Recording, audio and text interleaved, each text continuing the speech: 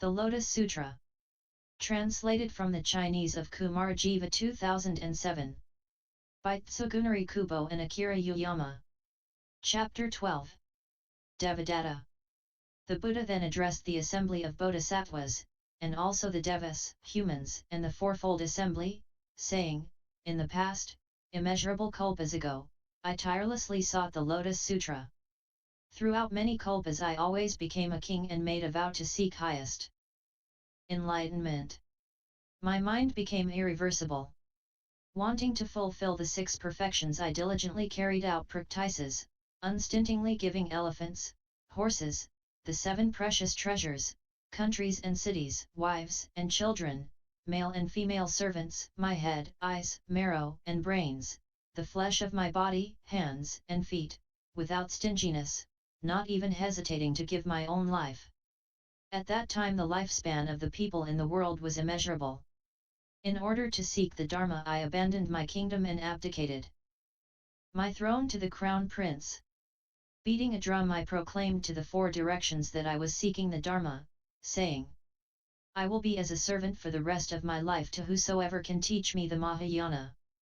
At that time there was a sage who came to this king and said, I possess the Mahayana teaching called the Lotus Sutra. If you faithfully obey me I will expound it to you. Having heard the sage, the king became joyful and ecstatic and, accompanying the sage, he did everything he was asked. He gathered fruits, drew water, collected firewood, and provided meals. He even provided his own body as a bed for the sage. Yet he never tired in either body or mind, and in this way served the sage for 1,000 years. For the sake of the Dharma he served him diligently, making certain the sage never lacked for anything. At that time the Bhagavat, wanting to elaborate on the meaning of this further, spoke these verses. I remember that in the past, many kalpas ago, although I became king of the world, in order to seek the great Dharma, I was never attached to the desires of the 5 senses. Striking a bell I declared this to the 4 directions. If anyone possesses the great Dharma and explains it to me, I will become his servant. At that time there was a sage called Asita who came to the great king and said, I possess a subtle and true Dharma that is rare in the world. If you are able to practice it, I will explain it to you. On hearing what the sage said, the king became overjoyed. He immediately accompanied the sage and performed whatever he was asked. He gathered firewood and various fruits, and respectfully offered them whenever requested. Because he longed for the true Dharma, he never tired in body or mind. For the sake of sentient beings, he diligently sought everywhere the great Dharma. He never sought it for his own sake, nor for the desires of the 5 senses. For this reason, although a great king, he diligently sought and attained this Dharma, ultimately becoming a Buddha. That is why I now tell you this. The Buddha addressed the monks, saying, the king at that time was I myself, and the sage was he who is now Devadatta. Through the virtuous friendship of Devadatta I was able to become endowed with the 6 perfections, benevolence, compassion, sympathetic joy, generosity, the 32 marks, the 80 excellent characteristics, reddish gold skin, the 10 powers, the 4 kinds of fearlessness, the 4 methods of gaining trust, the 18 excellent qualities, the transcendent powers, and the power of the path. It is all due to the good and virtuous friendship of Devadatta that I attained complete enlightenment and extensively saved innumerable sentient beings. The Buddha addressed the fourfold assembly, saying, after immeasurable kalpas have passed, Devadatta will then become a Buddha called Devaraja, a Tathagata, Arhat, completely enlightened, perfect in knowledge and conduct, well-departed, knower of the world, unsurpassed, tamer of humans, teacher of devas and humans, Buddha, Bhagavat. His world will be called Devasopana. At that time the Buddha Devaraja will abide in the world for 20 intermediate kalpas and extensively teach the true Dharma to sentient beings. Sentient beings equal in number to the sands of the Ganges river will attain arhatship. The thought of a Pratyeka Buddha has awakened in incalculable numbers of sentient beings.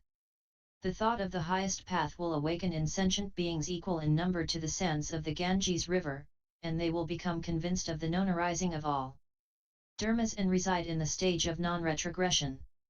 Then, after the parinirvana of the Buddha Devaraja, the true Dharma will abide in the world for 20 intermediate kalpas. A 7-jeweled stupa, 60 yojanas in height and 40 yojanas in both length and width, will be built for all his relics, and all the devas and humans will honor and revere this beautiful 7-jeweled stupa with various flowers, scented powders, burning incense, fragrant ointments, clothing, necklaces, banners, flags, jeweled canopies, music, and songs. Incalculable sentient beings will attain arhatship. Innumerable sentient beings will be enlightened as Pratyeka Buddhas, and the thought of enlightenment will awaken in an inconceivable number of sentient beings, and they will reach the stage of non-retrogression. The Buddha addressed the monks, saying, if, in the future, there are sons and daughters of a virtuous family who, upon hearing the Devadatta chapter of the Lotus Sutra, accept it with pure minds and without doubt, they shall not fall into the realms of hell or to the states of hungry ghosts or of animals, but will be born in the presence of the Buddhas in the 10 directions. Wherever they may be, they will always hear this sutra. If they are born among humans or devas, they will enjoy a supreme and delightful contentment, and if in the presence of a Buddha, they will be born spontaneously in a lotus flower. At that time, in the lower region there was a bodhisattva called Prajnakuta who was accompanying the Bhagavat Prabhudaratna. He urged the Buddha Prabhudaratna to return to their original land. The Buddha Sakyamuni addressed Prajnakuta, saying, O son of a virtuous family! Wait for a moment. There is a bodhisattva called Manjusri. Let us meet him together and discuss the true Dharma. After that you can return to your original land. At that time Manjusri, sitting on a 1,000-petaled lotus flower as large as a carriage wheel, together with attendant bodhisattvas also seated on jeweled lotus flowers, emerged spontaneously out of the ocean from the palace of the Naga king Sakra and floated in midair. Arriving at Mount G.Drakuta they descended from the lotus flowers and went into the presence of the Buddhas, where they bowed until their foreheads touched the feet of both Bhagavats. Having honored them, Manjusri approached Prajnakuta. They greeted each other and withdrew to sit at one side. Then Bodhisattva Prajnakuta asked Manjusri, saying, Your Eminence, how many sentient beings did you lead and inspire at the palace of the Naga king? Manjusri answered, the number is immeasurable and incalculable. It is not possible to express it in words nor is it possible to calculate it with one's mind. Wait a moment and you will have proof. Before he had finished speaking, innumerable bodhisattvas emerged from the ocean, seated on jeweled lotus flowers. Arriving at Mount G.Drakuta they floated in midair. All of these were bodhisattvas who had been led and inspired by Manjusri. Those who had perfected the bodhisattva practices discussed the 6 perfections together. Those who were originally Sravakas explained the Sravaka practices in the air, and now they all practice to understand the meaning of emptiness of the Mahayana. Manjusri said to Prajnakuta, thus did I lead and inspire people in the ocean. Thereupon Bodhisattva Prajnakuta spoke these verses in praise. O one of great wisdom, virtue, and courage! This assembly and I have now all witnessed that you have led and inspired incalculable numbers of sentient beings.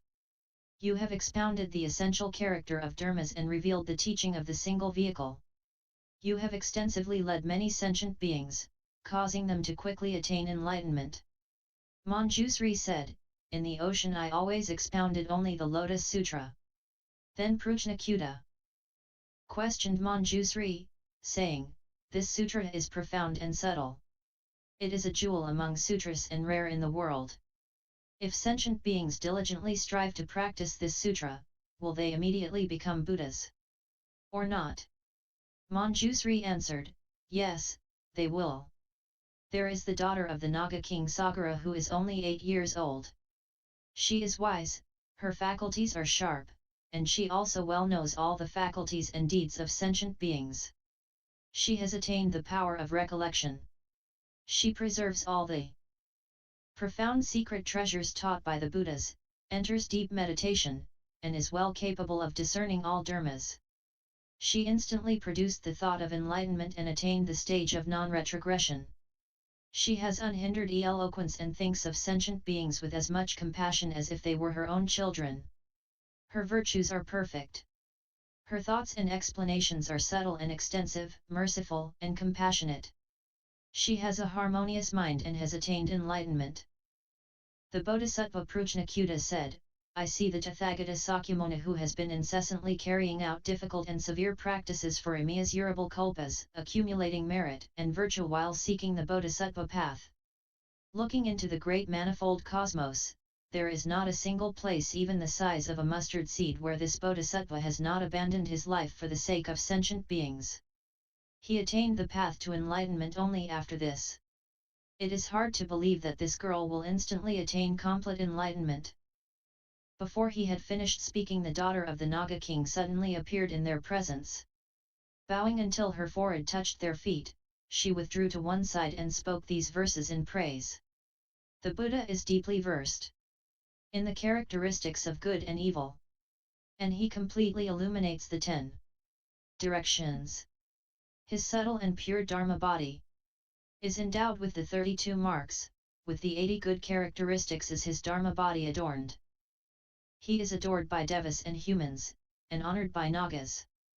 There is no sentient being who does not pay him homage. Moreover, that I will attain enlightenment upon hearing him can only be known by a Buddha. I will reveal the teaching of the Mahayana and save suffering sentient beings. At that time Sariputra spoke to the daughter of the Naga king, saying, You say that you will soon attain the highest path. This is difficult to believe. Why is this? The female body is polluted, it is not a fit vessel for the Dharma. How can you attain highest enlightenment? The Buddha path is long. One can only attain it after diligently carrying out severe practices, and completely practicing the perfections over immeasurable kalpas. Moreover, the female body has 5 obstructions. The first is the inability to become a great Brahma. The second is the inability to become Sakra. The third is the inability to become Mara, and the fourth is the inability to become a universal monarch, cakravartin. The fifth is the inability to become a Buddha. How can you with your female body quickly become a Buddha? Then the daughter of the Naga king presented to the Buddha a jewel worth the great manifold cosmos, and the Buddha accepted it. The daughter of the Naga king spoke to Bodhisattva Prajnakuta and the noble Sariputra, saying, I offered a jewel and the Bhagavat accepted it. Was that done quickly or not? They answered, saying, it was done extremely quickly. The daughter said, through your transcendent powers watch me become a Buddha even more quickly than that. Then the assembly there all saw the daughter of the Naga king instantly transform into a man, perfect the Bodhisattva practices, go to the Vimala world in the south, sit on a jeweled lotus flower, and attain highest, complete enlightenment, become endowed with the 32 marks and 80 excellent characteristics, and expound the true Dharma universally for the sake of all sentient beings in the 10 directions. Then the Bodhisattvas, Sravakas, 8 kinds of devas, nagas, and so on, humans and non-humans of the Saha world, all saw in the distance that the daughter of the Naga king had become a Buddha and was universally teaching the Dharma for the sake of the humans and devas in that assembly. They rejoiced greatly and honored her from afar. On hearing the Dharma, incalculable numbers of sentient beings became enlightened and attained the stage of non-retrogression. Incalculable numbers of sentient beings received their predictions to the path, and the Vimala world quaked in 6 ways. In the Saha world 3,000 sentient beings attained the stage of non-retrogression, and 3,000 sentient beings, in whom the thought of enlightenment had awakened, received their predictions. The Bodhisattva Prajnakuta, Sariputra, and the entire assembly accepted and believed in silence.